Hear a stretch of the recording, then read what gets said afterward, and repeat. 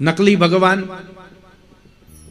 उसने भी सुना वसुदेव भगवान के विषय में, वासुदेव के विषय में, कि 4 हाथ वाले भगवान होते हैं, हंस पे गरुड़ पे उड़ते हैं।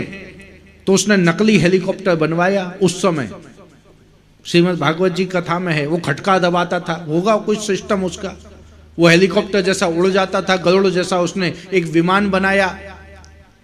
विमान बनाने के साथ अपने 2 हाथ थे, 2 नकली हाथ लगा लिए। साथ में एक काशी नरेश थे जो उसका सहयोग करते थे कि महाराज ये बड़ा महान व्यक्ति है, साक्षात भगवान ने अवतार लिया। इस समय तो कई सारे भगवान हैं, नाम सुनने में आता रहता है, आप लोग भी सुनते होंगे। अभी कुछ समय पहले भी एक भगवान के यहाँ हादसा हो गया था, थे ना भगवान, एक बड़े बड़े भगवान हुए। कई सारे भगवान हैं आजकल जेल में हैं, कई सारे भगवान फरार हैं, कई तो विदेश भग गए। एक साउथ का वो नित्यानंद था, वो भगवान का मुकुट लगा लेता है, वो भी अपने आप को भगवान ही मानते हैं। देखो भैया, संत होते हैं द्वार के, हमारे माध्यम से प्रवेश करो और अपनी फोटो लगा ले सो कि बस मैं ही यज्ञ बंद कर दो, कि नहीं। सही संप्रदाय तो वो है, सही सिस्टम तो वो है जो भगवान के संत से मिले और भगवंत तक पहुंच जाए। बोलो बांके बिहारी लाल की। ये नकली भगवान बना, पौंड्रक नाम था इसका, काशी नरेश इसके साथी थे।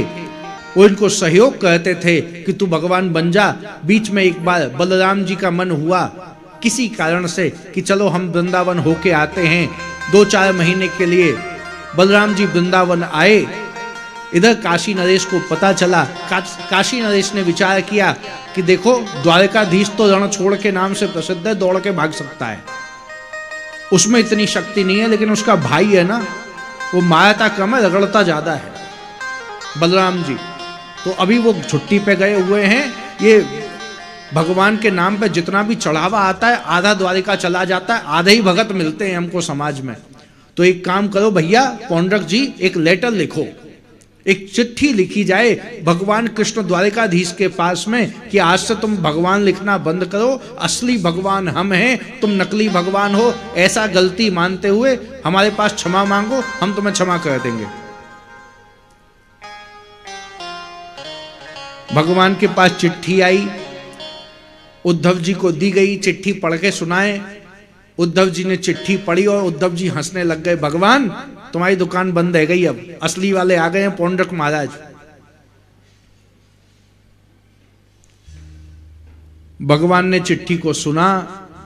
पौंड्रक ने लिखा हुआ था कि आज से असली भगवान हम हैं, भगवान कृष्ण लिखना बंद करें, कृष्ण भगवान लिखना बंद करें, कान पकड़ के क्षमा मांगते हुए हमारे पास आ जाएं तो मैं उनको क्षमा कर दूंगा।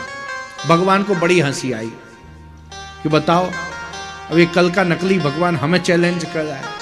भगवान पहुंच गए। भगवान ने दूत से सूचना की कि जाओ सूचना कर देना कि हम भी कल आते हैं, उससे मिलने आ रहे हैं।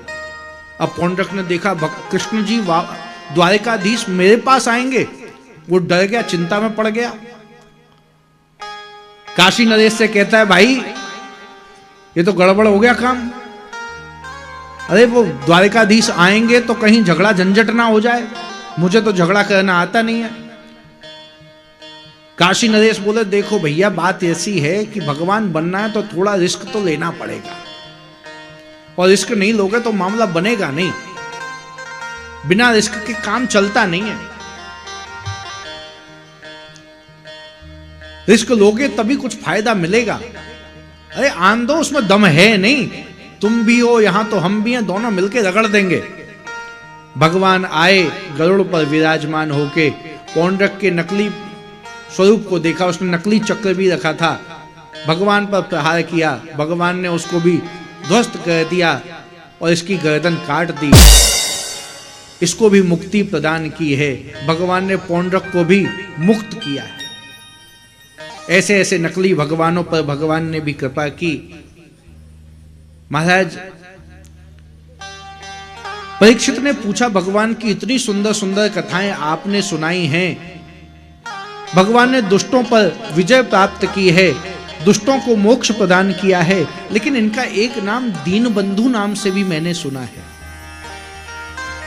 ये दीनबंधु क्या है? भगवान दीनों के बंधु हैं।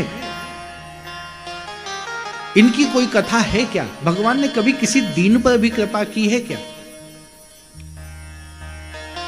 सुखदेव जी महाराज कहते हैं, भैया परीक्षित, भगवान का नाम दीनबंधु अकारण नहीं पड़ा। भगवान धनवानों पर कृपा करें ऐसी तो कोई कथा सुनने में आती बहुत कम है। राजाओं पर कृपा करें ऐसी तो गिनती की कथाएं हैं, लेकिन भगवान अपने भक्तों पर कृपा करते हैं। वो कभी ये नहीं देखते कि वो धनवान है अथवा गरीब है। एक कथा सुनाई,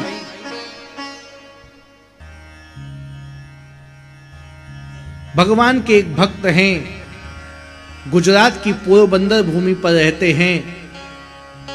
श्रीमद् भागवत जी में तो उनका नाम वर्णन नहीं आया है, लेकिन संतों के मुख से उनका नाम सुदामा सुना जाता है। सुदामा जी भगवान कृष्ण के मित्र हैं। सांदीपनी आश्रम में साथ में शिक्षा ग्रहण की थी। शिक्षा लेने के बाद भगवान तो मथुरा आ गए, मथुरा से द्वारिका चले गए, लेकिन सुदामा ब्राह्मण हैं। ब्राह्मण के लिए दो ही कर्म कहे गए हैं, या तो ज्ञानोपदेश का कार्य करे अथवा भिक्षावृत्ति से रहे, साधना से रहे। सुदामा जी तो याचक वृत्ति वाले ब्राह्मण नहीं है, किसी के आगे हाथ नहीं फैलाते। सुदामा जी का विवाह हो चुका है सुशीला नाम की स्त्री से। घर की स्थिति इतनी अच्छी नहीं है कि एक समय के भी भोजन की ठीक से व्यवस्था हो। सुदामा जी भजन करते हैं, भगवान के नाम के स्मरण के साथ आनंदित रहते हैं। मन ही मन अपने मित्र द्वारकाधीश को याद कर लेते हैं, लेकिन उन्होंने कभी किसी से बताया नहीं कि मेरा एक मित्र द्वारकाधीश भी है। आज सुदामा की पत्नी ने किसी से सुना कि मेरे पतिदेव का एक मित्र है, मेरे पतिदेव के एक मित्र हैं जिनका सभी जगह बहुत नाम सुना जाता है। द्वारिकाधीश और मेरे पतिदेव एक साथ पढ़े हुए हैं। जैसे ही सुशीला को पता चला, सुदामा जी के पास आके कहने लगी, महाराज शास्त्र कहता है, धीरज धर्म मित्र अरु नारी, आपत्काल परखिए चारी। आपके धैर्य को मैं देखती हूं, आप बहुत धैर्यशाली हो। बुद्धिमान मनुष्य वही होता है जिसके अंदर धैर्य हो, धीरज हो। आपके अंदर धीरज है, आपके अंदर अयाचक वृत्ति है, ये तो मैंने देख लिया। आप धार्मिक हो, अपने धर्म की रक्षा करना आपसे अच्छा कोई नहीं जानता। आपने अपने ब्राह्मणत्व की रक्षा की हुई है, आपने अपने भजन की वृत्ति को बहुत मजबूती से बनाया हुआ है, कभी किसी के सामने हाथ नहीं फैलाया। धर्मो रक्षते रक्षता, आपने धर्म की रक्षा की है और धर्म आपकी रक्षा करता है, लेकिन धर्म से भोजन की व्यवस्था तो नहीं होती। एक मैं नारी के रूप में आपकी सेवा सदैव कर सकती हूं, लेकिन मैंने सुना है आपके एक मित्र हैं द्वारिकाधीश। सुदामा जी बोले, तुझे किसने बताया कि मेरे मित्र द्वारिकाधीश है? मैंने तो आज तक किसी को बताया नहीं।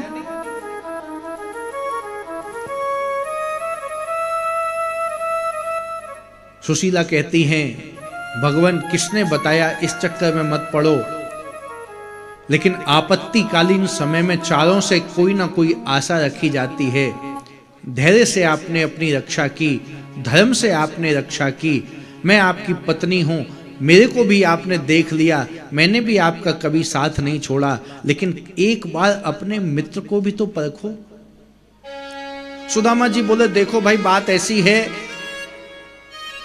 सब कुछ ठीक है लेकिन मैं कभी किसी के पास मांगने नहीं जा सकता। कब मांगने मत जाओ, कम से कम उनसे मिलके तो आ जाओ।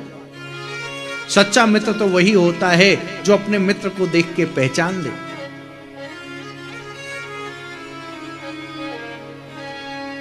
बोलो बांके बिहारी लाल की। माताओं में एक विशेषता होती है, जाएंगी तो एक साथ 3-4 जाएंगी, आएंगी तो एक साथ 3-4 आएंगी। आदमी तो अकेला टहलता हुआ चल देता है। चूंकि सुदामा चरित्र है तो जे लाई होंगी चावल, तो इन्हें लगो कि कमरे में रखे रखे चावल वाली कथा भूल मत जाएं, तो चावल उठा के ले आएंगी। बाद में आराम से चढ़ा देना। ठाकुर जी भी यही है, व्यास जी भी यही है, लेकिन बीच में डिस्टर्ब करोगे तो हम भी डिस्टर्ब है जामे। सुशीला के कहने पर सुदामा जी ने कहा मैं ठाकुर जी से कभी मांगूंगा नहीं। सुदामा जी गरीब हैं लेकिन दरिद्र नहीं हैं। सुशीला ने कहा आप मांगो मत, लेकिन कम से कम मिलके तो आ जाओ। अरे द्वारिकाधीश हैं, सामान्य नहीं है। अगर उनको आपसे कोई काम होगा तो कम से कम आपसे मिलने तो आ ही सकते हैं ना। महाराज सुदामा जी, एक गुजरात के संत तो कहते थे कि भगवान जब मथुरा से निकले हैं, मथुरा छोड़ के भागे हैं, तो किसी भी दिशा में जा सकते थे। बोलो बांके बिहारी लाल की जय। हमारे दिल्ली के परमादरणीय बहुत बड़े राम कथा के प्रवक्ता, श्रीमद् भागवत जी के प्रवक्ता श्री राम जी भाई हम लोगों के मध्य में हैं।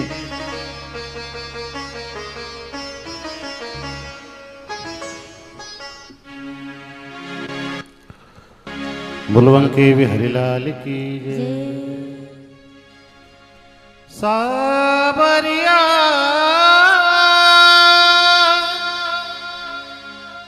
मेरे साबरिया,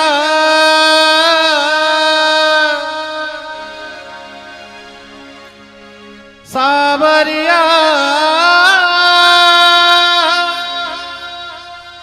मेरे साबरिया, साबरिया साबरिया साबरिया मेरे साबरिया, तेरे बगैर साबरिया जिया नहीं जाए। तुम आके बाँह पकड़ लो तो कोई बात बने, तेरे बगैर साबरिया जिया नहीं जाए। तुम आके बाँह पकड़ लो तो कोई बात बने, तेरे बगैर साबरिया।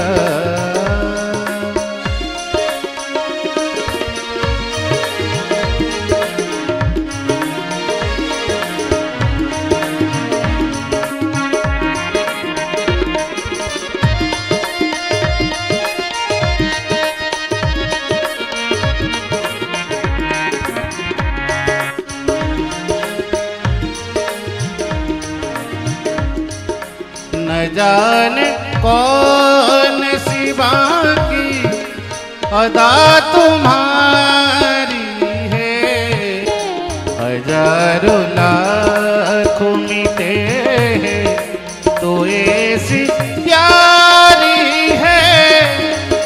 कभी हमें भी मिटाओ तो कोई बात बने, बगैर साबरिया जिया नहीं जाए। तुम आके बाँह पकड़ लो तो कोई बात बने, तेरे बगैर साबरिया, तेरे बगैर साबरिया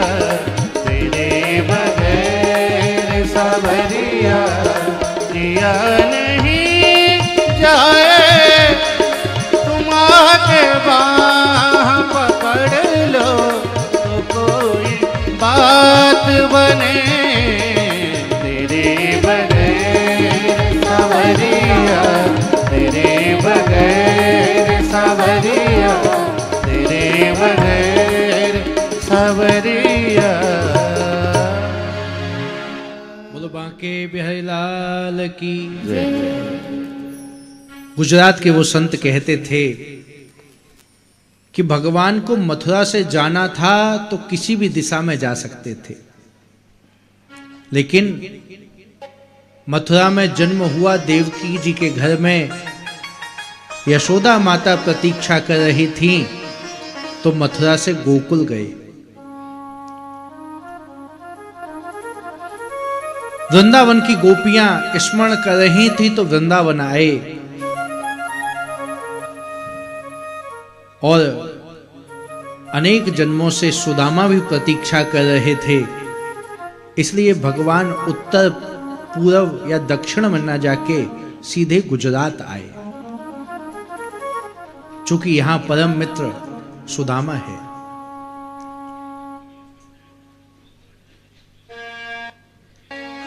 महाराज,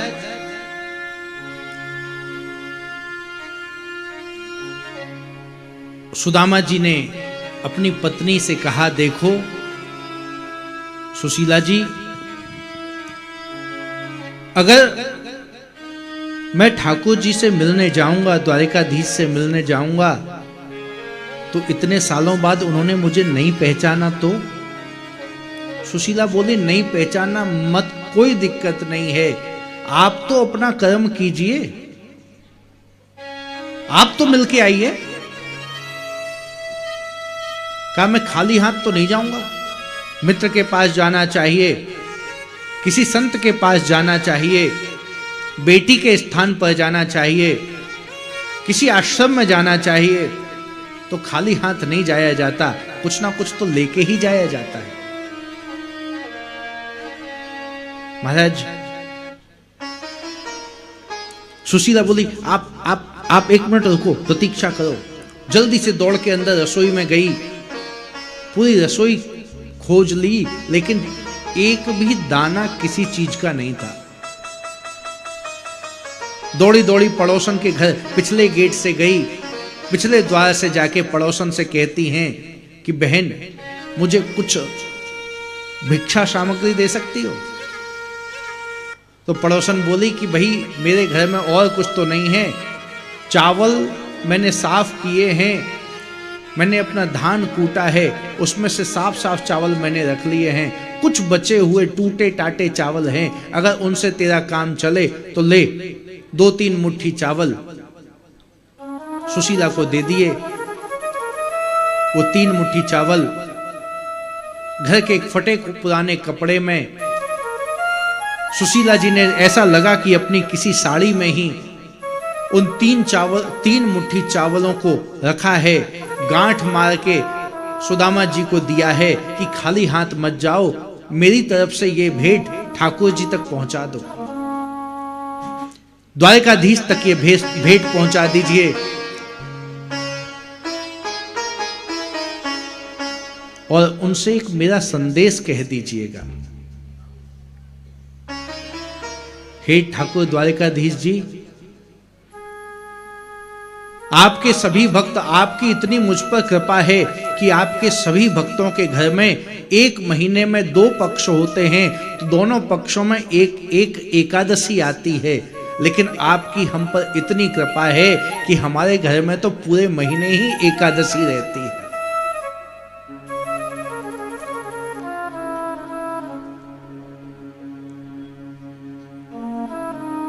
भगवान तो भक्त का भाव समझते ही है ना। सुदामा जी ने वो पोटली हाथ में ली और बड़े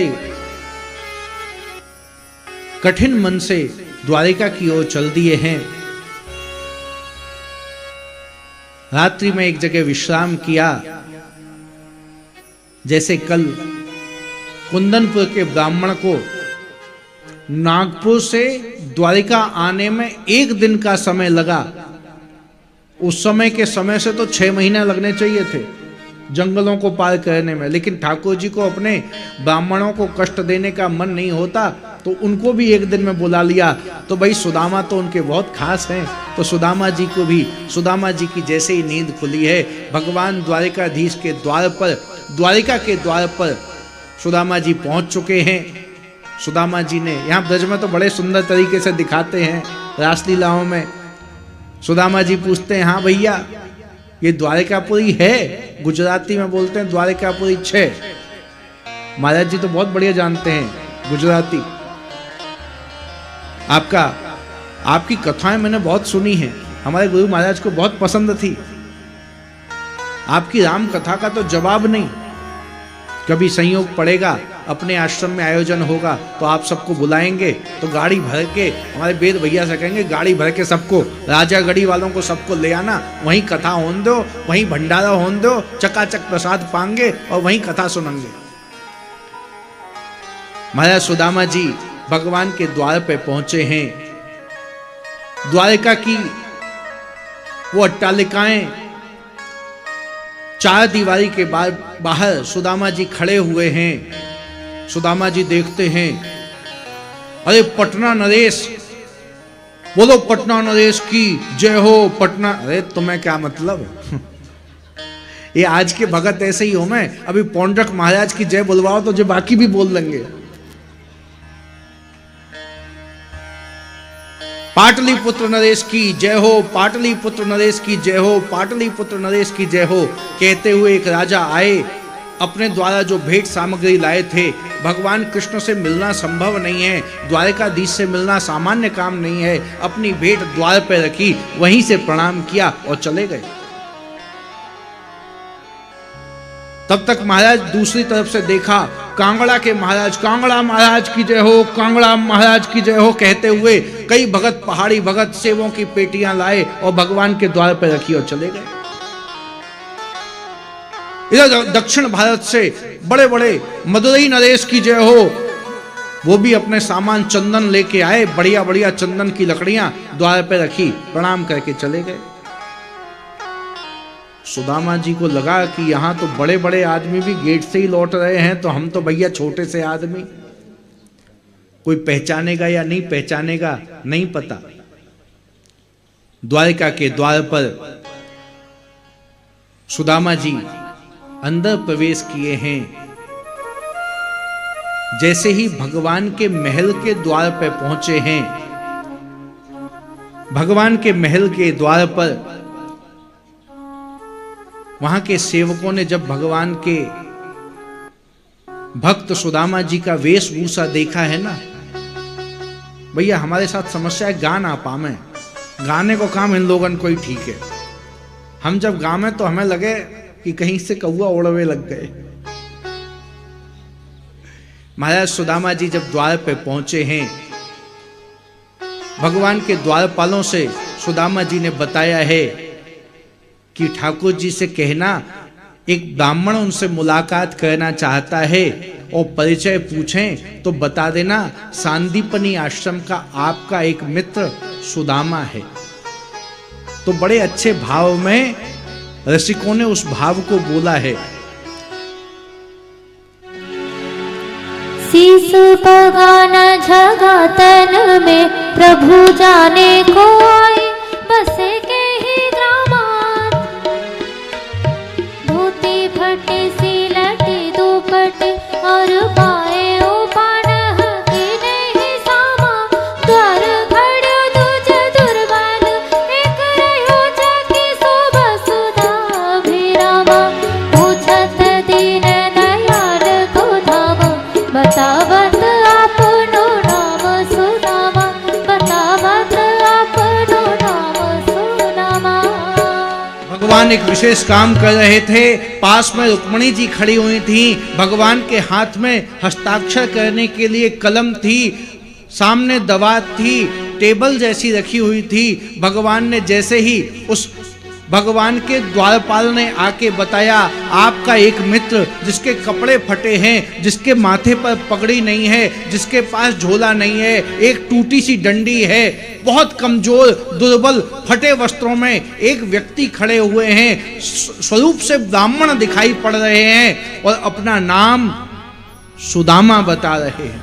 महाराज भगवान ने सुना तो सामने दवात गिराई, टेबल लुढ़काई, कलम फेंक दी, सबको धकेलते हुए। न भगवान का पीतांबर दिखाई दे रहा है, न भगवान ने मुकुट को संभाला है, न भगवान ने खड़ाऊ पहनी है। दौड़ लगाई और दौड़ लगा के द्वार पे सुदामा जी खड़े हुए थे, जाके एकदम गले से सुदामा जी को लगा लिया। भगवान द्वारिकाधीश और सुदामा का ये मिलन अद्भुत मिलन था। बाहों में सुदामा की आंखों में आंसू आ गए। कन्हैया, तेने अभी तक याद रखो है भैया। भगवान ने गले लगाए लगाए पूछा, सुदामा भैया तुमने इतनी देर करे क्यों दी? मैं तेरी प्रतीक्षा को नित्य प्रतीक्षा कहता हूं। जब से द्वारिकाधीश बना हूं, जब से राजा बना हूं, तब से मुझे मेरे मित्र की याद बनी रहती है कि मेरा मित्र किस स्थिति में होगा। लेकिन भगवान अपने स्वभाव से भी तो परेशान है ना। जब तक उनको कोई पुकारता नहीं है, जाते ही नहीं है। जैसे ही कोई भक्त उनको पुकारता है, अपने सारे काम छोड़ के आ जाते हैं। गजग्राह की कथा में आप लोगों ने सुना, देखा था, भगवान देखते रहे, गए नहीं। जब अंतिम क्षण में उस हाथी ने भगवान को आवाज दी है ना, तब गए हैं। द्रौपदी ने भी अपनी शक्ति लगाई, तब तक नहीं गए। लेकिन जब भगवान को स्मरण किया, भगवान के नाम को पुकारा, तब आए बचाने। सुदामा से भगवान ने कही, सुदामा ने कही, भैया तुम तो जानते हो ना कन्हैया, मैं मांग नहीं सकता किसी से। भगवान बोले, मांग नहीं सकते, आ तो सकते थे ना। भक्तों का मुझ पर पूर्ण हक है, उनको मांगने की आवश्यकता नहीं है। महाराज सुदामा जी को भगवान अंदर लेके आए हैं। सुदामा जी को अपने सिंहासन पर बैठाया है। रुक्मणी जी की तरफ आंखों से इशारा किया, जाओ जल्दी जल लेके आओ, गुनगुना जल लाना, मैं इनके सुदामा जी के चरणों के पास भगवान नीचे ही बैठ गए। ऐसा कहा कि भगवान जब चरणों की, और उन विवाहियों में छोटे छोटे कांटे लगे हुए हैं, कुछ कांटे तो इतने अंदर घुस गए हैं कि हाथ से नहीं निकल रहे। भगवान ने, द्वारिकाधीश ने अपने दांतों से खींच के उन कांटों को जब निकाला है, कवियों ने तो लिख दिया, पानी परात को हाथ छुओ नहीं, नैनन के जल से पग धोए। भक्तों के लिए भगवान क्या नहीं कर सकते। सुदामा जी रोक रहे हैं, लेकिन भगवान नहीं मान रहे। सुदामा जी के पैर को सुंदर तरीके से धोया, सुंदर लेपन लगाया है, सुंदर जूते पहनाए हैं, सुंदर सुंदर वस्त्र आभूषण पहनाए हैं। भगवान बोलते हैं, सुनो सुदामा जी,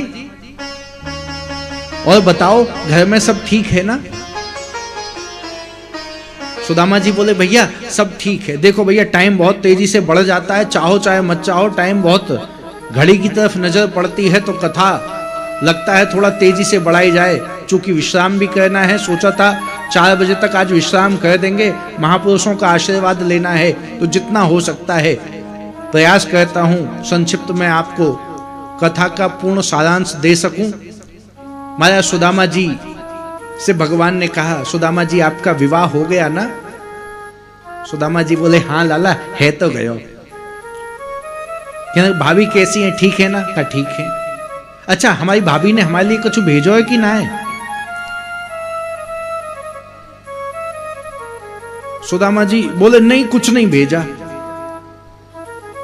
जो लेके आए थे उसको और छुपा लिया। कि इतने बड़े बड़े सामानों के बीच में, इस सोने चांदी के महलों के बीच में, इतने व्यंजनों के बीच में काजू बादाम का ढेर लगा है, पिस्ताओं का ढेर लगा है, इतनी सुंदर सुंदर मिठाइयां रखी हुई हैं, इनके सामने मैं ये निकालूंगा तो अच्छा नहीं लगेगा, मेरे कन्हैया की थोड़ी इज्जत कम हो जाएगी कि ऐसा दोस्त आया।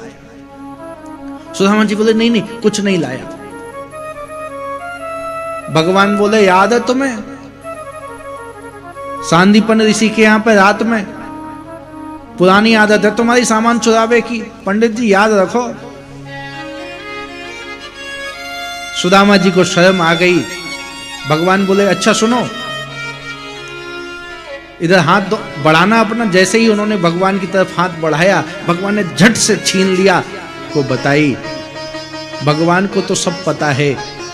उस पोटली को खोला है, भगवान की आंखों में आंसू आ गए। सुदामा की इस दीन दशा को देखकर भगवान ने एक मुट्ठी चावल लिया और पाया एक लोक की संपदा सुदामा जी तुम्हारी हुई। दूसरी मुट्ठी निकाली, पाई दूसरे लोक की संपदा सुदामा जी तुम्हारी हुई। तीसरी मुट्ठी भरने ही वाले थे कि रुक्मणी जी ने हाथ पकड़ लिया। अरे महाराज सब कुछ सुदामा को ही दे दोगे तो आज क्या तुम्हें सुदामा बनने का मन है क्या? सब कुछ सुदामा को देके अपने लिए कुछ बचाओगे कि तीनों लोगों की संपदा सुदामा के नाम ही कर दी जाएगी? महाराज रुक्मणी जी ने वो प्रसाद सब में बांटा। कन्हैया थे, उन्होंने पूछी तुम्हारा ब्याह है गो? का है गयो लाला। सुदामा जी हमारा भी ब्याह है गयो। कहने लगे अच्छा तो मिलवाओ हमें, हम तो बड़े हैं ना, तो बहुरानी ते मिलवाओ। रुक्मणी जी को भगवान ने इशारा किया प्रणाम कर। भगवान से पूछी जे का? जे भी हमारी ही है। अरे सौभाग्यवती भव, अखंड सौभाग्यवती भव, खूब दूधो नहाओ पूतो फलो। आठों पटरानियां एक एक करके प्रणाम कर गई। सुदामा जी हर बार पूछ रहे हैं जे का? जे भी आठ हमारी ही है। का वाला तेरी बढ़िया सिस्टम है। हम ते तो कह दो शादी कब है गई, कार्ड वार्ड ना भेजो, खुद की शादी में ही एक कार्ड भेज दे। तो हम तो पंडित आदमी, एक शादी करी तो इन्हें इतनी करी, एक भी कार्ड ना भेजो। भगवान बोले हमारी बिना कार्ड की शादी भई है, सब दौड़ भाग के ही भई है, एक भी कार्ड छपके ना भई। बहुत भगवान के साथ आनंद हुआ है सुदामा जी का। भागवत जी के अनुसार तो एक रात्रि सुदामा जी ने वास किया, भगवान से कुछ मांगा नहीं। भगवान ने जो सुंदर सुंदर वेश वस्त्र पहनाए थे, अगले दिन जाने से पहले सुदामा जी जब जाने लगे, कुछ संतों का ऐसा भाव है कि जाते जाते भगवान बोले देखो सुदामा जी ये वस्त्र वगैरह बहुत अच्छे हैं, रास्ते में डाकू मिल सकते हैं, लूट लेंगे, ये वस्त्र वगैरह सब वापस उतारो और जो ड्राई क्लीन को महाराज इनके कपड़े भेजे गए थे रात को वो वापस लाओ, इन्हें पहनाओ। सुदामा जी जिस वेशभूषा में आए थे उसी वेशभूषा में भगवान ने उनको चप्पल जूता भी उतरवा लिए और भगवान को वापस भेजा। सुदामा जी को वापस भेजा है। हो सकता है उन्होंने सोचा हो कि ये दरिद्री ब्राह्मण, भागवत जी में दरिद्री शब्द नहीं है, सुदामा जी ने सोचा इसके पास धन का कोई योग, भाग्य में जब लक्ष्मी का योग है ही नहीं तो कोई बात नहीं, मुझे तो आवश्यकता भी नहीं है, भजन करूंगा, भगवान के नाम का जाप करूंगा। सुदामा जी जब अपने स्थान पर पहुंचे हैं तो वो पोरबंदर नगर तो बदला हुआ लगा। सुदामा जी की जहां कुटिया थी वहां कुटिया ही नहीं। एक बार तो सुदामा जी को लगा किसी रास्ते से गड़बड़ टर्न लेके वापस में कहीं द्वारिका तो नहीं आ गया। इतनी बड़ी अट्टालिका, इतनी सुंदर व्यवस्था, भगवान ने केवल सुदामा के नगर शहर घर को ही नहीं पूरे नगर को सुंदर बना दिया, द्वारिका जैसा ही बना दिया। महाराज सुदामा जी चक्कर लगा रहे, यहां तो हमारी कुटिया थी छोटी सी, अब कहां गई? द्वारपालों ने पूछा महाराज क्या ढूंढ रहे हो? कहने लगे भैया यहां हमारी कुटिया थी। कहने लगे कोई कुटिया वटिया ना थी महाराज।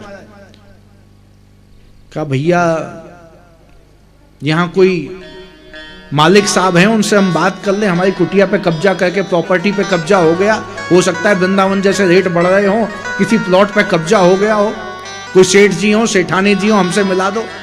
कहा महाराज यहाँ के महाराज तो गए हैं द्वारिका, अंदर इस घर की मालकिन है, उनको बुलवाते हैं। जैसे ही अंदर सूचना मिली, ऊपर से जैसे ही सुशीला जी ने देखा है, स्वर्ण आभूषणों से युक्त सुशीला जी, बढ़िया सुंदर गजब की साड़ी पहनी है, बढ़िया बहुत महंगी वाली साड़ी पहन के सोने के आभूषणों से लदी हुई सुशीला जी जब नीचे उतर के आ रही हैं, तो एक बार तो सुदामा की भी आंखें फटी रह गईं।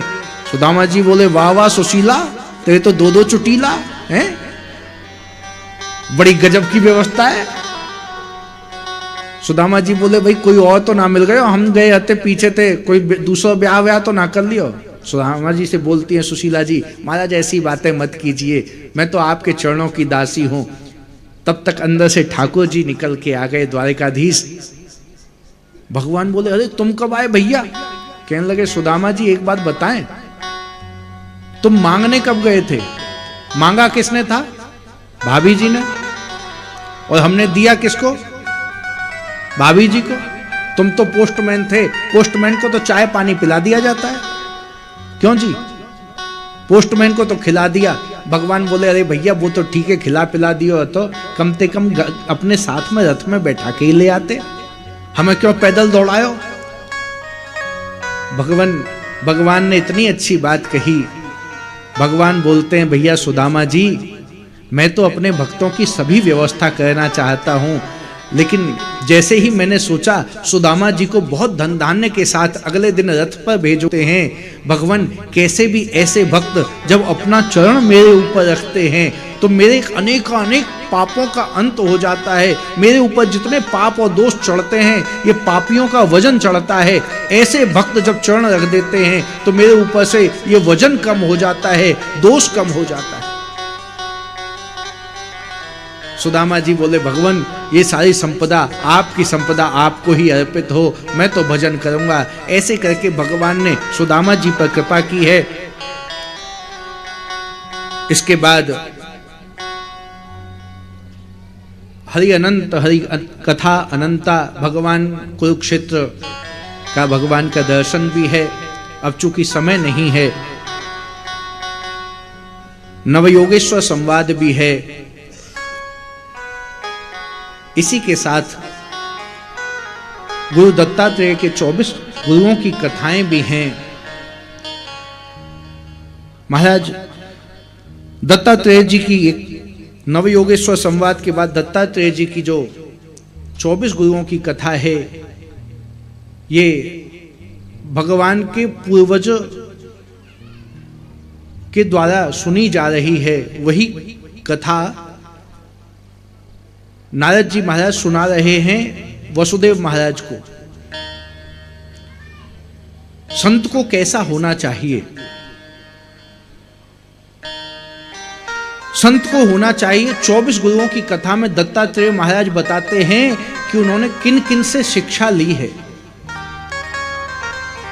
हंस के रूप में हंस को गुरु बनाया है दत्तात्रेय जी महाराज ने।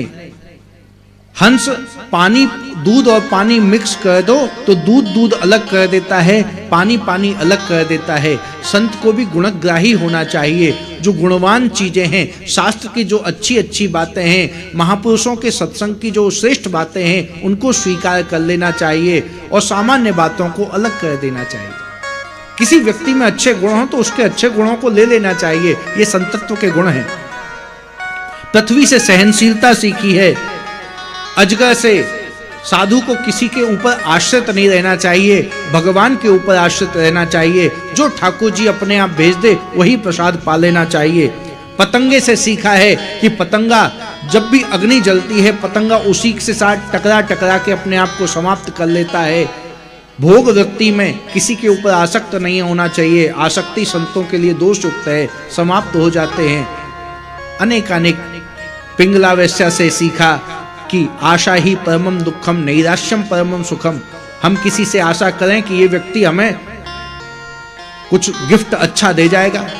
किसी से आशा करो ये 5000 रुपया चढ़ा जाएगा, चढ़ाया उसने 2100 रुपया, तो दुख लगेगा कि नहीं? लगता है ना। और किसी से कोई आशा मत करो कि ये तो ऐसे ही है, और वो 1100 रुपया दे जाए तो वो 1100 भी बढ़िया लगेंगे। आशा नहीं करोगे तो सुख मिलेगा, आशा करोगे तो इस संसार में दुख मिलेगा। शास्त्रों ने तो, संतों ने तो बहुत अच्छा कहा, आशा एक राम जी से दूजी आशा छोड़ दे नाता एक राम जी से, दूजा नाता छोड़ दे। 56 करोड़ यदुवंशियों के द्वारा बहुत अधिक संख्या में हो गए तो कुछ अन्याय बढ़ने लगे। जब संख्या बढ़ जाती है तो बच्चों के अनुशासन पर ध्यान न दिया जाए तो गड़बड़ी होने लगती है। एक दिन चतुर्मास करने के लिए कुछ संत द्वारिका में पधारे हुए थे।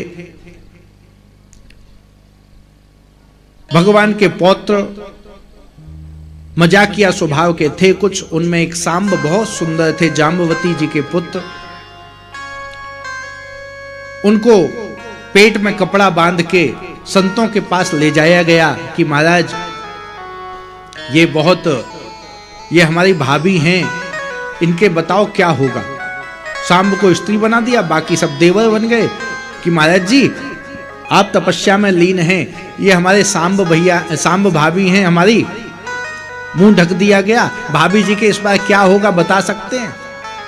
कुछ महात्माओं ने कहा चलो चलो भाई हमें परेशान मत करो, हम नहीं जानना चाहते, जो हुआ ठीक है। दुर्वासा ऋषि बैठे थे, उन्होंने कहा लाओ हम बताते हैं। कहा महाराज जी आप बता दो। कहा जाओ इसके पेट में जो होगा ना वही तुम सबका काल होगा, तुम्हारे यदुवंश को नाश करने के लिए वही बहुत होगा। ये बात उग्रसेन जी को बताई गई। उग्रसेन जी ने जब पेट का कपड़ा हटा के देखा तो वहां कपड़ा नहीं था, बहुत बड़ा लोहे का एक खंड था, मूसल था। उस मूसल को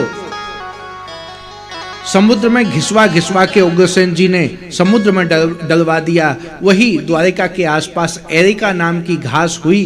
बाद में इन सब के बीच में सभी यदुवंशियों में किसी बात पर बहस हुई, युद्ध हुआ। युद्ध होने के साथ सारे यदुवंशी आपस में ही युद्ध करके समाप्त हो गए। ये संक्षिप्त में वर्णन किया जाए, शेषनाग जी के रूप में बलराम जी भी इस स्थान को छोड़ के शेषनाग के रूप में समुद्र के रास्ते से पाताल लोक को चले गए। भगवान कृष्ण भी उद्धव जी को साथ लेके सत्संग की चर्चा कर रहे हैं और प्रभास क्षेत्र में एक पैर के ऊपर दूसरा पैर रख के बैठे हैं। ऐसा दृश्य दिखाई पड़ा। एक शिकारी था, ये पिछले जन्म में बाली था जिसको भगवान ने निशाना लगा के मारा था।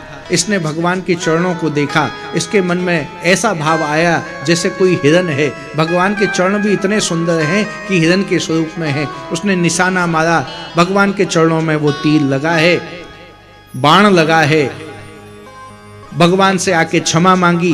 भगवान ने कहा देखो भैया हम हर एक को जो जैसा कहता है उसको वैसा फल देते हैं। पिछले जन्म में हमने तुझको तीर मारा था, इस जन्म में तुमने हमको मारा है, तुम निश्चिंत रहो, तुम्हारी सदगति होगी, तुमसे हमको कोई वो नहीं है। और भगवान ने श्रीमद् भागवत जी के अनुसार एक जैसे बिजली चमकती है ऐसे ही अपने शरीर को छोड़ा। और शास्त्र तो कहते हैं भगवान अपने पूरे वांगमय शरीर के साथ श्रीमद् भागवत जी में विराजमान हो गए। आज भगवान के अगर समाधि का दर्शन करना हो तो द्वारिका में नहीं है, भगवान का हृदय आज भी जागृत है। आपको जिसको भी दर्शन करने हो अपने जीवन में एक बार जगन्नाथपुरी जाके भगवान का दर्शन अवश्य करना चाहिए। आज भी कहा जाता है, हमारे जो संगीत वाले जसवंत जी हैं, ये पूरी टीम है, आप जगन्नाथपुरी से हैं। भगवान को उड़िया भक्त बहुत पसंद हैं, बहुत प्रिय लगते हैं। तो भगवान दिव्य लोक को प्रस्थान कर गए। इस प्रकार अनेकानेक कथाएं हैं। आगे द्वादश स्कंद को मोक्ष स्कंद भी कह सकते हैं। ये महापुरुषों का सत्संग है। कभी आगे समय मिलेगा तो इस विषय में चर्चा अवश्य करेंगे।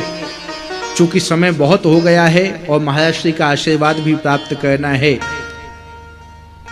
श्रीमद् भागवत जी का पूर्णता प्राप्त करने के लिए हम सभी लोग भागवत जी के अंतिम श्लोक का एक बार पाठ करें और पाठ करके अपने मन को श्रीमद् भागवत जी के चरणों में समर्पित कर दें। अपना मन मनमोहन को दे दें, अपना मस्तक ठाकुर जी के चरणों में अर्पित कर दें। और मैं तो आप सभी से एक प्रार्थना अवश्य करूंगा कि अपने जीवन का कोई ना कोई दुर्गुण आज छोड़ने का प्रयत्न करें।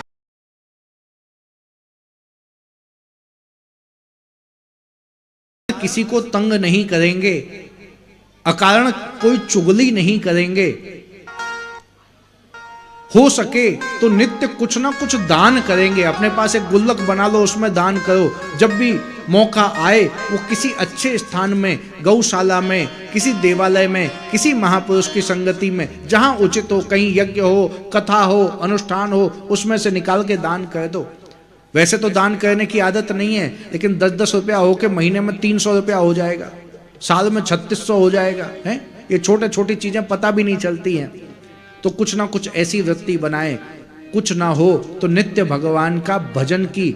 मैंने तो कल जैसे कहा था ना, आप 10 माला जपते हो तो 11 जपो, 5 जपते हो तो 6 जपो, और नहीं जपते हो तो 1 माला आज से जप करोगे ऐसा मुझे दक्षिणा में दे जाओ। मेरा भागवत व्यासपीठ से आप सबसे यही निवेदन है कि जीवन में भजन बढ़ा दो। 2-2 मिनट के लिए, 5-5 मिनट के लिए भजन बढ़ा दो।